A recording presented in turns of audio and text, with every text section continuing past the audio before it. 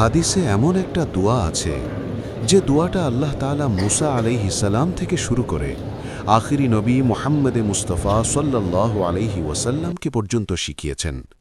দোয়াটা এমন অব্যর্থ যে বড় বড় সাহাবীরা নিজেরাও বারবার পড়তেন, অন্যদেরও বারবার বর্ণনা করতেন ও পড়ার জন্য বলতেন।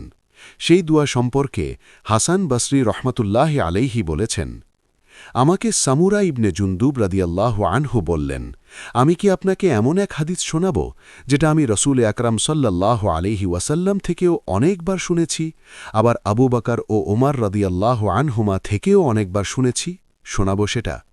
আমি বললাম, হ্যাঁ বলুন। সামুরা বললেন, যে ব্যক্তি সকাল সন্ধ্যা এই দোয়াটা পড়ে আল্লাহর কাছে কিছু চাইবে, আল্লাহ তাআলা তার দোয়া কবুল করবেন অবশ্যই অবশ্যই। আল্লাহুম্মা আনতা খালাকতানি ওয়া আনতা তাহদিনি ওয়া আনতা তুতঈমুনি ওয়া আনতা তাসকিনি ওয়া আনতা তুমীতুনি ওয়া আনতা তুহয়িনি।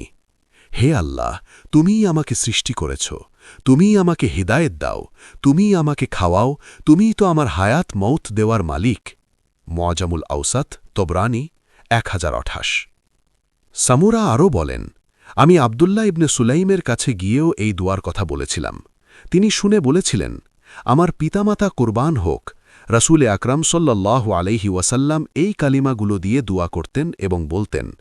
আল্লাহ তাআলা মুসা আলাইহিস সালামকেও এই দোয়াগুলো দিয়েছিলেন। তিনি দৈনিক 7 বার এই দোয়াগুলো পড়ে আল্লাহর কাছে যা চাইতেন আল্লাহ তাআলা তা দিয়ে দিতেন। আমি অবাক বিস্ময়ে ভাবি, আল্লাহ তাআলা কত বড় দেনেওয়ালা রব। হাজার বছর ধরে এক নবী থেকে আরেক নবীকে দোয়া শিখিয়ে যাচ্ছেন, যেন তারা উম্মতকে শেখাতে পারেন, উম্মত যেন তাদের মালিকের কাছে চাইতে পারে। আর কোন এমন মালিক আছে যে মালিক চায় তার দাস তার কাছে চেয়ে নিক? ইসলামিক ও শিক্ষণীয় ভিডিও পেতে আমাদের চ্যানেল সাবস্ক্রাইব করুন।